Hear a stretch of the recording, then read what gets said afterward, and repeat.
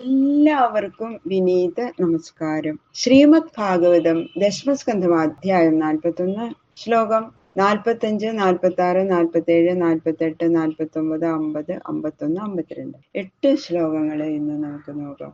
ഈ 8 ശ്ലോകങ്ങളോട് കൂടിയിട്ട് ഈ 41ാമത്തെ അധ്യായം ഇവിടെ സമാപിക്കുകയാണ്. ആരാകാരൻ ഭഗവാന്മാരെ ഗൃഹത്തിലേക്ക് അങ്ങോട്ട് വന്നപ്പോ അവരിത് വേണ്ട വിധത്തില് കാല് കഴുകാൻ വെള്ളം കൊടുത്തു, ഇരിക്കാൻ പീഠം, ഇതെല്ലാം കൊടുത്ത് അവരെ രണ്ടുപേരെയും സൽക്കരിച്ച് ഇരുത്തിയിട്ട് പൂമാല, താമ്പൂലം, ചന്ദനം ഇതൊക്കെ കൊണ്ടാണ് സൽക്കാരം.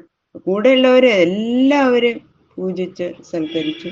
പിന്നെതാ രണ്ടുപേരെയും സ്തുതിക്കാൻ തുടങ്ങുകയാണ്. കൃഷ്ണായ വാസുദേവായ ഹരയേ പരമാത്മനെ പ്രണതക്ലേശനാശായ ഗോവിന്ദായ നമോ നമഃ. ശ്ലോകം 45. ഓം നമോ ഭഗവതേ വാസുദേവായ. പ്രാഹനസാർത്ഥകം ജന്മ പാവിതം ച കുലം പ്രഭോ പിതൃദേവർഷയോ മഹ്യം തുഷ്ടാഹ്യാഗമനേന വാം. സർവേശ്വര, അവിടുന്ന് ജ്യേഷ്ഠനോടുകൂടി ഈ നിസ്സാരന്റെ ഗൃഹത്തിൽ എഴുന്നള്ളുകയാൽ എന്റെ കുലത്തില് മുമ്പ് ജനിച്ചവരും ഇനി ജനിക്കാൻ പോകുന്നവരും എല്ലാവരും ധന്യരായി. പിതൃക്കളും ദേവന്മാരും ഋഷികളും എന്റെ നേരെ പ്രസാദിച്ചു. ഇനി ഞാൻ അവർക്ക് വേണ്ടി യാതൊരു കർമ്മങ്ങളും ചെയ്യേണ്ടതില്ല. അവർക്കുള്ള കടത്തിൽ നിന്നൊക്കെ ഞാൻ നിർമുക്തനായി. അതിനാൽ എന്റെ ജന്മം സഫലമായി ഭഗവാന്. അതായത് ഈ പിതൃതർപ്പണം, യാഗം, വേദാധ്യയനം, ഈ 3 പ്രവൃത്തികള് പിതൃക്കളും ദേവന്മാരും ഋഷികളും ഒക്കെ പ്രസാദിക്കാൻ വേണ്ടിയിട്ട് ചെയ്യണ കർമ്മങ്ങളാണ്. അവര് പ്രസാദിച്ചാലോ ഭഗവാന്റെ അനുഗ്രഹമാണ് പിന്നെ ഉണ്ടാവുക. അതിന്റെ ഫലം അതാണ്. അപ്പോ അങ്ങ് ഇവിടെ എഴുന്നള്ളിയതിനാൽ അടിയനിൽ അങ്ങയുടെ അനുഗ്രഹം ഉണ്ടെന്ന് തെളിവായി. അതാണ് മാലാകാരം പറയണത്. അതുകൊണ്ട് പിതൃദേവാദികളുടെ കടമൊക്കെ തീർന്നു. പരമാത്മ സാക്ഷാത്കാരം ഉണ്ടാവുന്നത് വരെ ജീവന്മാര് കൃതാർത്ഥന്മാരായി വരില്ല. പരമാത്മസ്വരൂപനായ നിന്തിരുവടിയെ ഇങ്ങനെ മാംസേക്ഷണങ്ങളാൽ ഇങ്ങനെ നേരിട്ട് അല്ലേ ദർശനം കിട്ടിയില്ലേ ഭഗവാന്റെ. അതുകൊണ്ട് ഈ ദർശനം കിട്ടാൻ ഇടവന്ന എന്റെ ഈ ജന്മം ഈ ദർശനത്തോടുകൂടി സഫലമായി ഭവിച്ചു എന്നത് ഭക്തിപൂർവം പറയണം. ഭവന്തൗ കില വിശ്വസ്യ ജഗതഃകാരണം പരം അവതീർണാവികാംശേന ക്ഷേമായ ച ഭവായ ച.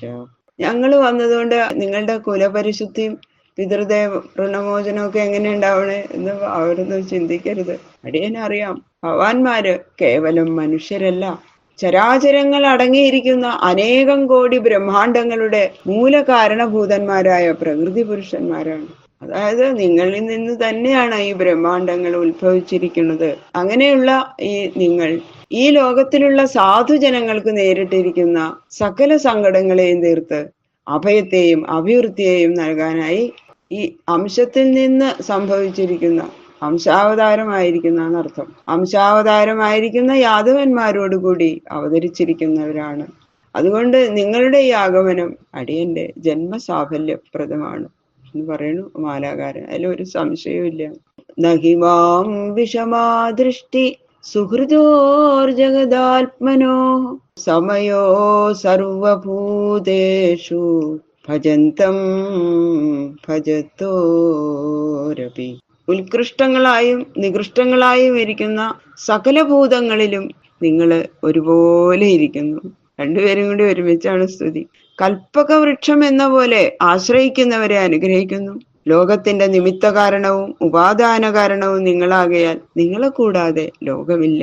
ദുഷ്ടന്മാരെ നിഗ്രഹിക്കുന്നവരാണെങ്കിലും ശാസന കൊണ്ട് അവരുടെ അശുഭവാസന നശിപ്പിച്ച് ശുഭവാസന വർദ്ധിപ്പിച്ച് അവരെയും അനുഗ്രഹിക്കുന്നവരാകയാൽ നിങ്ങൾ ദുഷ്ടന്മാരിലും ശിഷ്ടന്മാരിലും ഒരുപോലെ നിരവധി കരുണ ഉള്ളവരാണ്.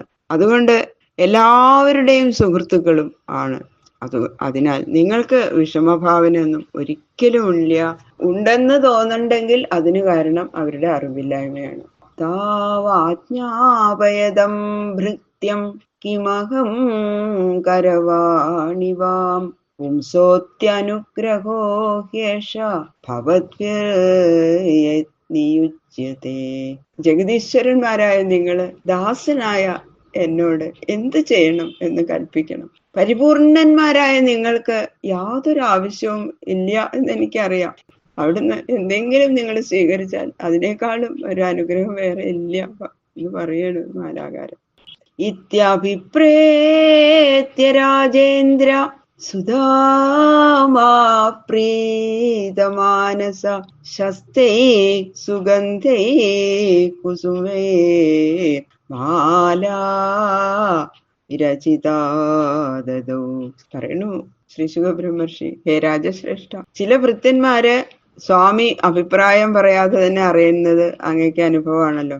സുധാമാവ് ഇങ്ങനെ ഉണർത്തിച്ചപ്പോ ഭഗവാന്റെ ആ കടാക്ഷ മന്ദഹാസാദി ഭാവങ്ങൾ മനസ്സിലാക്കി. അപ്പം അതുകൊണ്ട് തന്നെ ഭഗവാൻ ഇങ്ങനെ ചിരിച്ച് എന്നുള്ള മട്ടിലായിരുന്നു. അപ്പൊ മനസ്സിലായി സമ്മതം. അപ്പോൾ ഏറ്റവും സന്തോഷമായി സുധാമാവിന്. അങ്ങനെ അത്യന്തം സുരഭിലങ്ങളും പ്രശസ്തങ്ങളായ പൂക്കൾ കൊണ്ട് കെട്ടിയും ഉണ്ടാക്കിയ ആ മാലകള് രണ്ടുപേർക്കും അങ്ങോട്ട് ചാർത്തി സുധാമാവ്.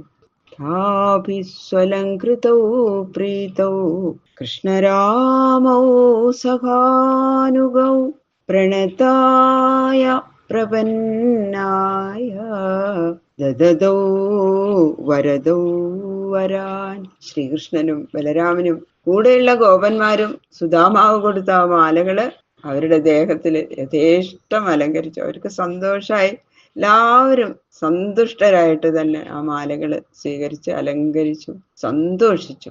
സുധാമാവ് ഭക്തിപൂർവം നമസ്കാരം ചെയ്തു. രക്ഷിക്കണേ എന്ന് പ്രാർത്ഥിച്ച് തൊഴുതുകൊണ്ട് അവരുടെ സമീപത്തില് നിന്നു. ഭക്തന്മാരുടെ അഭീഷ്ടങ്ങൾ മുഴുവനും നൽകാൻ സമർത്ഥന്മാരായിരിക്കുന്ന ആ ശ്രീകൃഷ്ണനും ബലരാമനും എന്താ വേണ്ടത് വരം, ഇഷ്ടവരങ്ങൾ ചോദിച്ചോളൂ സുധാമാവേ എന്ന് പറഞ്ഞു. സോ വിവൗരേ അചലാം ഭക്തിം തസ്മിന്നേവാഖിലാത്മനി തൽഭക്തേഷു ച സൗഹാർദ്ദം ഭൂതേഷു ച ദയാം പരാം. ഇഷ്ടവരങ്ങള് ചോദിച്ചോളൂ എന്ന് ഭഗവാൻ അരുളി ചെയ്തപ്പോ സുധാമാവ് സർവാത്മാവായിരിക്കുന്ന നീന്തിരുവടിയിൽ ഇളക്കമില്ലാത്ത ഭക്തിയും അങ്ങയുടെ ഭക്തജനങ്ങളിൽ മൈത്രിയും അഖിലഭൂതങ്ങളിൽ ദയയും എനിക്കുണ്ടാവാൻ അനുഗ്രഹിക്കണം. അത് മാത്രം മതി ഭഗവാന്. ഇതാണ് സുധാമാവ് പ്രാർത്ഥിച്ചത്. അതാണ് ഈ സംസാര സങ്കടങ്ങളെ അനുഭവിച്ചു വലയുന്ന ഈ മനുഷ്യര് ആ സങ്കടങ്ങളിൽ നിന്നൊക്കെ കരകയറണമെങ്കിൽ ഈശ്വരഭക്തി, സാധുസേവ, ഭൂതദയ ഇങ്ങനെയുള്ള ഗുണങ്ങളൊക്കെ ഉള്ളവരായിരിക്കണം എന്നുള്ള ആ തത്വം അറിഞ്ഞ ആളാണ് ഈ സുധാമാവ്. ആരൊക്കെയാണ് ഇത്തരം ഭക്തന്മാര് എന്നുള്ളത് നമുക്ക് കണ്ടാൽ മനസ്സിലാവില്ല, പക്ഷെ ഭഗവാൻ അത് മനസ്സിലാവും. അതുകൊണ്ട് തന്നെയാണ് ഭഗവാൻ അദ്ദേഹത്തിന്റെ ഗൃഹത്തില് പ്രവേശിച്ച് ആ മാലാകാരൻ ചാർത്തിയ മാല സ്വീകരിച്ച് അദ്ദേഹത്തിനെ അനുഗ്രഹിച്ചത് എന്ന് നമുക്ക് മനസ്സിലാക്കാം. ആരൊക്കെയാണ് ഭക്തിയുള്ളതെന്ന് ഭഗവാന് മനസ്സിലാവുമല്ലോ അല്ലെ. ഇതി തസ്മൈ വരം ദത്വാ ശ്രിയം ച അന്വയവർദ്ധിനിം ബലം ആയുർയശകാന്തിം നിർജഗാമ സഹാഗ്രജ. ഭക്തവത്സലനായ ഭഗവാൻ ശ്രീകൃഷ്ണൻ സുധാമാവ് ആഗ്രഹിച്ച ആ നിശ്ചല ഭക്തി, ഭൂതദയ, സാധുമൈത്രി ഇതൊക്കെ ഉണ്ടാവട്ടോ എന്ന് അനുഗ്രഹിച്ച് പിന്നെന്താ ചെയ്ത് സുധാമാവ് പ്രാർത്ഥിക്കാത്ത ചില വരങ്ങളും കൂടി കൊടുത്തു. എന്തൊക്കെയാ? വംശത്തെ അഭിവൃദ്ധിപ്പെടുത്തുന്ന പുത്ര പൗത്രാദി സമ്പത്ത്, കുടുംബ പരിപാലനം ചെയ്യത്തക്ക ദേഹബലം, ദീർഘായുസ്, ദേഹകാന്തി, സൽകീർത്തി ഇങ്ങനെയൊക്കെയുള്ള ആ സമ്പത്തുകളും നിനക്ക് വർദ്ധിച്ചു വർദ്ധിച്ചു വരട്ടെ എന്ന് അങ്ങോട്ട് അനുഗ്രഹിച്ചു. അങ്ങനെ അനുഗ്രഹിച്ച് ബലരാമനോടുകൂടി പോവുകയും ചെയ്തു. ആ വൃദ്ധനായിരുന്ന ആ മാലാകാരൻ അങ്ങനെ യുവാവായി മാറി. എല്ലാ സർവ സൗഭാഗ്യങ്ങളോടും കൂടി ഭഗവാനോട് ഒന്നും ചോദിച്ചില്ല, പക്ഷെ ഭഗവാൻ എല്ലാം നൽകി. അതുതന്നെയാണ് നമ്മൾ അങ്ങനെ ഭക്തിയോടുകൂടി എല്ലാ ഗുണങ്ങളോടും കൂടി എല്ലാവരും സ്നേഹിച്ചും എല്ലാവരോടും കരുണയും ഒക്കെ കാണിച്ചു ജീവിച്ച എല്ലാവർക്കും ഇത് തന്നെയാണ് ഈശ്വരഭക്തി, സാധുസേവ, ഭൂതദയ ഇങ്ങനെയൊക്കെ ജീവിച്ചാൽ എല്ലാവരും അങ്ങനെയുള്ളവരെ ഭഗവാൻ മനസ്സിലാക്കും. ആ ഭക്തി ഭഗവാൻ മനസ്സിലാക്കി എല്ലാവരെയും അനുഗ്രഹിക്കുന്നു. നമുക്ക് ഇതെല്ലാം ഉണ്ടാവാനായിട്ട് ഭഗവാനോട് പ്രാർത്ഥിക്കാം. ഇത് ശ്രീമദ്ഭാഗവതേ മഹാപുരാണേ പാരമഹംസ്യാം സംഹിതായാം ദശമസ്കന്ധേ പൂർവാർദ്ധേ മധുരാപുരപ്രവേശനം നാമ ഏകചത്വാരിംശോऽധ്യായ സർവത്ര ഗോവിന്ദനാമ സങ്കീർത്തനം. ഗോവിന്ദ ഗോവിന്ദ ഗോവിന്ദ. ഈ 41-ാമത്തെ അധ്യായം രാമകൃഷ്ണന്മാരുടെ ശ്രീപാദങ്ങളിൽ സമർപ്പിക്കണം.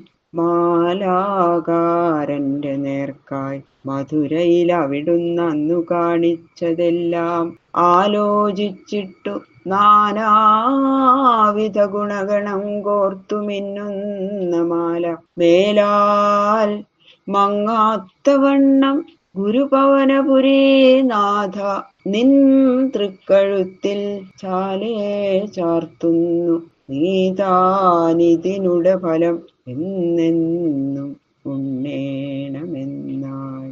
സർവത്ര ഗോവിന്ദനാമ സങ്കീർത്തനം. ഗോവിന്ദ ഗോവിന്ദ ഗോവിന്ദ.